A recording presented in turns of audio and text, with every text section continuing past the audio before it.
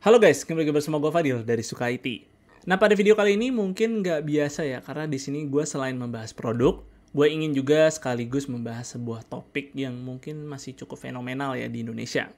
Nah, produk yang ada di depan gue ini merupakan sebuah mic bernama Vivine Ampligame A8. Dan jadinya nih untuk video kali ini tuh gue ingin membuktikan kalian kalau untuk melakukan podcast atau streaming itu setupnya tuh gampang banget gitu. Kalian nggak perlu install macam-macam software atau butuh hardware yang aneh-aneh lah, karena tinggal plug and play aja gitu ke laptop.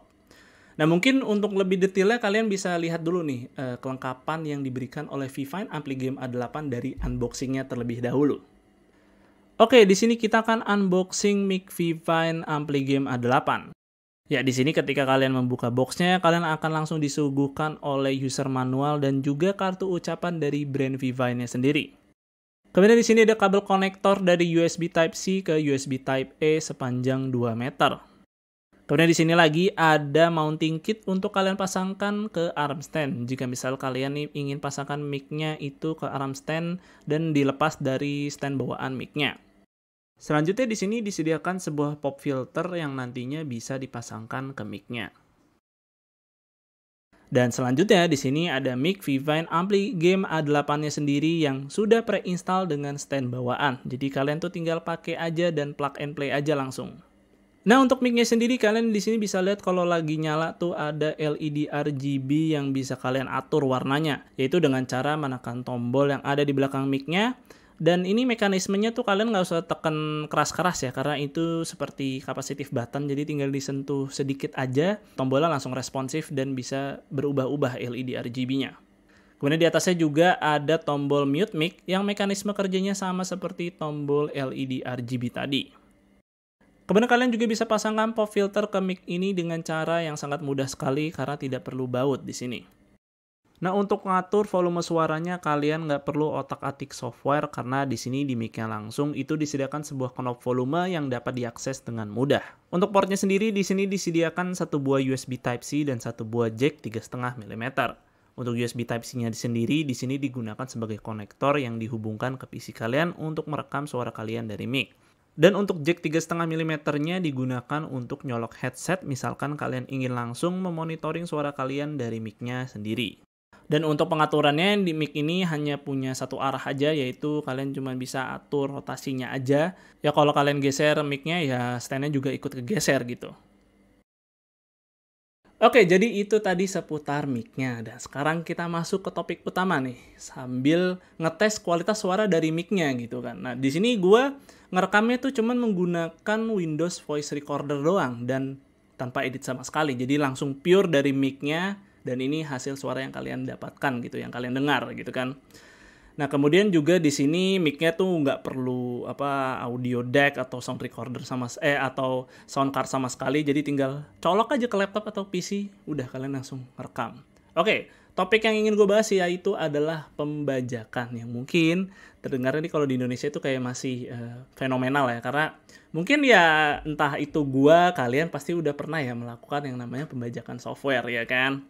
Nah, mungkin di sini gue membahasnya sih dari kacamata amatir aja ya, karena data-data yang gue dapat atau riset-riset yang gue dapat tuh cuman dari pengalaman pribadi aja, kemudian juga pengalaman dari beberapa teman dekat, dan juga mungkin sedikit searching-searching lah di internet gitu kan. Nah, di sini gue ada beberapa kutipan nih dari beberapa website. Nah, di sini tertulis kalau pembajakan hak intelektual di Indonesia itu masuk ke dalam 4 besar dunia gitu. Nah, terus ternyata untuk kerugiannya di Indonesia itu penjualan software ternyata bisa mencapai 65,1 triliun gitu. Gede banget kan, yaitu untuk software-software yang dijual pada bentuk DVD dan juga CD. Nah, kemudian di sini dikutip dari CNN Indonesia kalau pembajakan software di Indonesia itu sebenarnya jauh lebih buruk tuh dari Cina. Yang katanya kalian kan kadang suka bilang barang buatan Cina gitu kan. Nah, sebenarnya itu Indonesia malah jauh lebih buruk gitu. Nah, di sini berdasarkan Business Software Alliance itu yang tadi dikutip dari CNN Indonesia, pembajakan di Indonesia itu hanya turun 1%, yakni dari 84 ke 83% pada tahun 2014 dan 2016 gitu kan. Jadi kayaknya sih agak miris juga ya. Nah, kenapa sih pembajakan di Indonesia itu masih marak terjadi? Mungkin ada beberapa hal yang menurut gua bisa dijadikan contoh kasus kenapa pembajakan itu masih marak di Indonesia. Dan mungkin kita masuk ke hal pertama nih, yaitu dari beberapa instansi yang menurut gua belum mendistribusikan atau mengedukasi tentang software bajakan dan original gitu. Seperti contohnya pada masa kita duduk di jenjang sekolah. Waktu gue masih SD sampai SMP, itu sebenarnya ada pelajaran TIK dan diajarin cara menggunakan Windows dan juga Microsoft Office. Cuman diajarin makainya doang, tapi tidak diajarin distribusi software tersebut ternyata harus dibeli dengan membeli sebuah lisensi yang harganya cukup mahal gitu. Kita nggak diajarin tuh, taunya ya udah Windows, PC itu ada Windows-nya dan ada Office-nya, udah satu paket gitu kan. Menurut gue dulu waktu zaman sekolah tuh masih kayak gitu taunya, dan kita nggak diedukasi tuh tentang distribusi dari software tersebut. Kemudian juga waktu gue kuliah malah dilegalkan pembajakan gitu.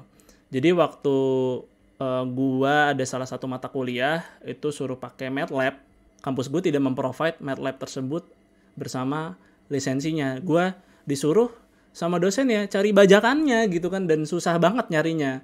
Dan malah waktu itu si Cutting ngasih ya kayak semacam bantuin lah, nih ada nih software installernya nih, kalian install aja, dan itu yang dikasih software bajakan gitu kan. Jadi menurut gue malah dari instansi yang menurut gue masih instansi pendidikan ya, dimana awal-awal kita belajar gitu, kita nggak diajarin gitu kan tentang pembajakan dan software original gitu. Jadi menurut gue dari hal tersebut saja bisa membawa kita menjadi melakukan pembajakan dan melegalkan hal tersebut gitu. Jadi ya udahlah, orang di sekolah aja diwajarin, ya udah berarti sah-sah aja gitu kan. Tapi ya gue bukan berarti bilang di dalam instansi tersebut semuanya pakai bajakan gitu. Sebenarnya enggak. Sebenarnya menurut gue sih sepertinya ya untuk hukum software itu di instansi itu malah lebih ketat. Karena waktu gue kuliah itu sepengalaman gue sih Windows itu dan Office tuh harus original. Jadi kampus memang memprovide lisensi Windows dan Office. Jadi semua mahasiswanya seperti diajak dan disuruh gitu untuk menggunakan software-softwarenya Microsoft secara original. Jadi gue nggak bilang ya kalau yang tadi contohnya bajakan ya nggak semuanya kita di masa-masa kuliah tersebut menggunakan software bajakan, enggak. Jadi beberapa ada yang di-provide oleh kampus untuk menggunakan software original gitu. Tapi ya sayangnya tidak semuanya, dan mirisnya sih software yang ketika dibutuhkan untuk menyelesaikan mata kuliah tersebut malah kita harus membajak gitu dan tidak dikasih sama kampusnya. Seperti MATLAB tadi gitu. Nah, itu contoh pertama. Oke, itu tadi hal pertama yang menurut gua itu kenapa Indonesia masih marak nih terjadi pembajakan. Kemudian ada lagi nih contoh kedua atau hal kedua yang bisa gua bilang terjadinya pembajakan di Indonesia, yaitu distribusi software yang sepertinya itu masih agak sulit ya di Indonesia, atau kurang gitulah di Indonesia. Kayak misalnya nih mungkin melanjutkan kasus dari hal pertama tadi seperti Windows gitu kan. Kita oke lah, tidak ada edukasi untuk membedakan software bajakan dan original. Mungkin ada orang yang udah mengetahui lah, oh ini software bajakan. Cuman sayangnya di Indonesia itu belum ada distribusi yang jelas gitu untuk bisa mendapatkan software original tersebut. Contohnya dulu seperti Steam ya. Steam dulu kayaknya sih gue baru kenal Steam tuh zaman-zaman SMA malah. Jadi dulu tuh gue beli game, ternyata aksesnya lebih mudah untuk membeli kaset bajakan dibandingkan original lah gitu. Karena kan dulu Steam tuh harus beli Steam Wallet dulu, dan itu kadang nggak semua Indomaret atau beberapa minimarket tuh menjual gitu. Atau kalian tuh juga harus kontak seller di beberapa sosial media dengan cara nanti dia ngasih gift. Kita bayar dulu ke mereka terus ngasih gift. Itu kan menurut gue untuk beberapa orang yang awam kan agak sulit gitu ya, dibandingkan kita beli DVD bajakan, kalian datang ke toko, pilih gamenya, langsung beli, ya udah pulang gitu kan, gampang banget gitu kan. Sedangkan kalian untuk beli original tuh membutuhkan beberapa sedikit effort gitu, untuk dulu gitu kan. Nah mungkin itu penyebab yang gue pikir ya bisa menjadi penyebab dari maraknya pembajakan di Indonesia. Selain Steam ada juga ya Windows gitu kan, mungkin distribusinya masih agak kurang. Kalau dulu kan laptop kan masih banyak banget dijual dengan namanya DOS gitu, jadi kopongan, nggak ada OS-nya, nggak ada Office-nya. Ya, jadi kalian bisa install software apa aja di laptop tersebut gitu. Kalau sekarang, kalau nggak salah sih per tahun 2015 atau 2016 ya. Jadi itu Microsoft itu tuh kayak mewajibkan setiap laptop yang dijual dengan OS Windows atau PC gitu, itu diwajibin menggunakan lisensi original gitu. Jadi kalian mau beli laptop pasti udah teraktivasi gitu Windows-nya. Dan syukur-syukur ada juga beberapa brand yang memasukkan apa tuh namanya Office original juga gitu. Nah, itu dulu tuh tahun-tahun 2010, zaman-zaman gue SD, SMP tuh begitu tuh nggak ada gitu. Jadi ya lebih mudah akses membeli software bajakan dibandingkan originalnya gitu. Oke, itu tadi hal kedua yang menurut gue kenapa pembajakan di Indonesia itu masih marak. Nah, selain itu masih ada nih hal selanjutnya yang bisa menjadi penyebabnya. Itu tentang hukum ya di Indonesianya sendiri gitu, yang menurut gue sih kayaknya masih agak kurang gitu ya. Contohnya aja nih, waktu gue masih SMA gitu kan, waktu jalan-jalan ke pusat pembelanjaan tuh masih sering sekali nemu orang-orang tuh yang jual kaset-kaset musik, film, dan video game tuh bajakan gitu, yang dijual di pusat pembelanjaan gitu dengan santai-santai aja gitu, nggak ada yang negur, nggak ada yang, mungkin menurut gue nggak ada yang razia juga di situ. Mungkin di beberapa tempat terjadi razia juga ya, tapi kayaknya sih belum menyeluruh, dan gue lihat ya mereka yang melakukan hal tersebut tuh masih banyak gitu di pusat pembelanjaan. Nah, jadinya karena kita menganggap itu tidak ada hukum yang terjadi, tidak ada sanksinya, ya hal tersebut legal dan wajar gitu. Ya udah, jadi kita maklumin aja gitu kan. Kemudian juga waktu gue SMA juga udah tahu di mana-mana toko yang jualan kaset-kaset software original. Tapi kayaknya sih toko-toko tersebut tuh gue lihat tuh nggak rame ya, karena kan mungkin aja penempatannya kurang kondusif, kemudian juga tentunya harga yang dijual jauh lebih mahal dari yang toko yang jual tadi bajakan. Nah, ketika ada toko yang bajakan dibiarkan menjual software tersebut, ya udah, kita mungkin orang awam ya kembali ke hal pertama tadi, kurang diedukasi tentang software bajakan dan original. Jadi jadinya ketika software tersebut sama bentuknya terus dijual lebih murah, ya udah sikat aja gitu kan, tanpa tahu software tersebut ternyata bajakan gitu kan. Nah, mungkin kayaknya sih penegakan hukum di Indonesia itu kayaknya masih kurang ya tentang software pembajakan ini. Mungkin kedepannya sih bisa lebih keras lagi kali ya sanksi dan juga penegakan hukumnya. Jadi tidak sebatas hanya himbauan aja gitu. Misalkan orang ada yang jual nih, langsung aja disikat, itu tutup gitu tokonya. Tapi ya gue bukan bermaksud untuk menghilangkan rezeki orang gitu ya. Tapi kan ini kan demi kemajuan bangsa juga gitu. Wah gila, nasionalis banget gue ya. Ya gitulah, biar kitanya juga menggunakan software-software original gitu kan. Software original kan nggak mesti bayar, ada juga beberapa yang gratis. Dan mungkin ini masuk ke hal terakhir, yaitu hal keempat, tentang alternatif. Nah, jadi mungkin kita sebagai penikmat PC dan mungkin era-era digital ini kali ya, itu kayaknya sih mungkin kalian sudah hanya terbiasa hanya beberapa software gitu. Misalkan ingin menggunakan word processing seperti halnya Microsoft Office, taunya Office doang gitu kan, yang bisa ngetik-ngetik, bikin Excel, bikin PPT, ya taunya Office doang. Nah, sebenarnya alternatifnya banyak yang lain. Kalian bisa cari seperti WPS, kemudian LibreOffice. Nah, itu dua software tersebut gratis, bisa kalian pakai selamanya gitu. Kalian bisa tetap ngetik, bikin PPT sebagus mungkin dengan gratis. Ya, WPS sih sebenarnya bayar, tapi kalian bisa tetap menggunakan software tersebut dengan gratis kok selamanya gitu. Dan gue selama ngetik-ngetik skrip untuk video suka IT ya pakai WPS sebenarnya, bukan pakai Office karena mahal gitu kan. Nah, selain contoh Microsoft Office, mungkin alternatif lainnya bisa kalian lihat juga pada kasus video editing. Mungkin kalian lebih familiar dengan Adobe Family gitu, seperti Adobe Premiere, Adobe Photoshop, Adobe Illustrator. Pokoknya Adobe Family itu udah software paling superior untuk para content creator ya. Sebenarnya enggak banyak gitu alternatif dari software Adobe Family tersebut. Misalkan kalian ingin video editing yang sepowerful seperti Adobe Premiere Pro, ya ada DaVinci Resolve. Itu gratis, kalian bisa gunakan software tersebut dengan gratis gitu. Ada sih versi bayarnya. Sekalipun bayar juga itu one time buy aja, dan kalian bisa pakai software tersebut selamanya, tidak seperti Adobe Family kan kalian subscription gitu. Jadi per bulan bayar ya tekor juga gitu kan untuk beberapa orang mungkin ya.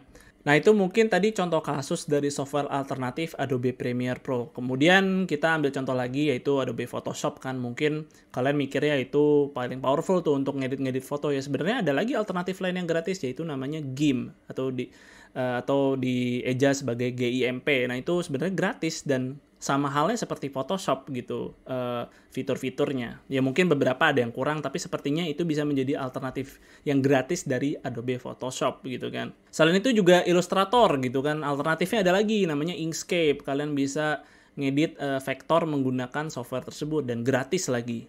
Dan mungkin yang paling gampang dan web based ya, paling mudah untuk menjadi alternatif dari Photoshop dan mungkin Illustrator juga ya, paling terkenal yaitu Canva gitu kan. Kalian nggak perlu install, ya udah tinggal buka webnya, bisa tuh bikin banner, bikin poster, mungkin bikin beberapa desain Illustrator di situ bisa gitu kan menggunakan Canva, dan di situ ada beberapa template-nya juga lagi. Ya, jadi itu beberapa alternatif dari Adobe Family gitu kan. Dan masih banyak lagi sebenarnya sih alternatif software yang mungkin kalian tidak kenal gitu. Karena banyak sebenarnya pilihannya di luar sana. Tapi mungkin aja memang kurang terdengar gitu kan, karena mungkin fiturnya masih kalah dari beberapa software yang superior yang seperti Adobe tadi, terus juga Microsoft Office. Beberapa fiturnya itu yang gratis-gratis tuh masih kurang, dan mungkin kebanyakan orang jadi enggan menggunakannya. Tapi jujur sih kalau gue pribadi dulu gue juga sebenarnya ya tanpa Adobe Premiere Pro tidak bisa memulai channel Suka IT ya. Jadi gue juga membutuhkan waktu untuk hijrah gitu ke DaVinci Resolve. Gue baru tahu DaVinci Resolve tuh sekitar tahun 2020. Jadi gue baru tahu tuh software DaVinci Resolve ternyata gratis dan sama powerful seperti Premiere Pro, dan ya gue membutuhkan waktu untuk beradaptasi menggunakan DaVinci Resolve tersebut, dan akhirnya ya setelah gue belajar memahami dan terbiasa sama powerful seperti Premiere Pro, dan menurut gue malah jauh lebih gampang digunakan. Itu menurut gue pribadi sih ya. Oke, itu tadi keempat hal tentang kenapa pembajakan masih marak terjadi di Indonesia. Dan dari keempat hal tersebut, apakah kita sudah bisa bilang kalau pembajakan tersebut adalah mutlak hal yang tidak benar? Ya sebenarnya sih pembajakan itu menurut gue pribadi ada di area abu-abu ya. Karena pembajakan ini tergantung dari sudut pandangnya sendiri ya. Karena kalau dari gue pribadi, tanpa adanya pembajakan, gue tidak akan mengenal apa itu dunia software gitu kan. Gue tidak kenal apa itu Adobe Family, apa itu Windows, apa itu Microsoft Office.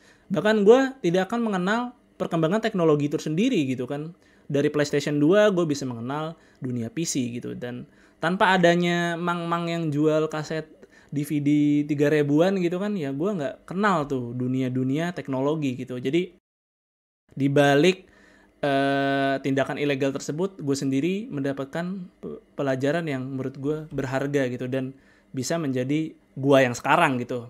Ya walaupun memang caranya sih tidak benar, tapi menurut gue pribadi masih ada hikmah yang bisa gue pelajari dah dari pembajakan tersebut. Ya gue sih nggak munafik ya, gue jujur, gue penikmat software bajakan dulunya gitu. Tapi ketika kita sudah mapan dan punya penghasilan dan bisa membeli software original tersebut, alangkah lebih baik kalian beli software original tersebut. Ya setidaknya mulailah menabung gitu kan. Coba misalnya softwarenya nih harganya software yang pengen kalian beli itu harganya 500.000 gitu kan. Ya udah coba dikit-dikit sisihkan uang jajan kalian, tabung beli software tersebut gitu. Misalkan belum bisa sanggup membelinya, ya gunakan alternatif lainnya gitu kan, atau pinjem dari teman kalian yang udah beli software tersebut. Misalnya PC-nya udah ada nih, pinjemin aja gitu kan. Belajar dari PC teman kalian ya. Mungkin menurut gue sih itu cara yang lebih baik ya, dari jangan kayak gue gitu kan, nyobain bajakannya dulu terus belajar baru nyicipin originalnya. Ya sebenarnya sih tidak dianjurkan gitu. Mending kalian lebih baik langsung nyobain software originalnya aja gitu. Kayaknya sih sekarang aksesnya udah lebih mudah ya, banyak gitu software original yang gratis yang bisa kalian nikmati. Apalagi di era-eranya smartphone kan banyak sekarang software-software gratis, bahkan Adobe Family itu di Android aja gratis gitu kan. Jadi kalian mungkin bisa belajar dari hal tersebut gitu. Dan mungkin segitu aja kali ya tentang pembahasan topik kali ini. Dan sebenarnya sih kebanyakan ya dari pengalaman gue pribadi aja sih sebenarnya. Jadi ya kalian silakan sikapi sendiri, dan mungkin kalian yang berbagi juga pengalaman tentang pembajakan software tersebut ya. Mungkin kalian dulunya gimana tentang pembajakan software itu kan. Dan juga ini tentang review kualitas dari suara mic Vivine Ampli Game A8. Jadi menurut kalian gimana nih mic-nya? Apakah suaranya bagus? Apakah suara gue terdengar jelas? Dan apakah konten kali ini tuh enak gitu suaranya didengar dibandingkan konten-konten gue sebelumnya yang menggunakan mic biasa gue pakai gitu kan.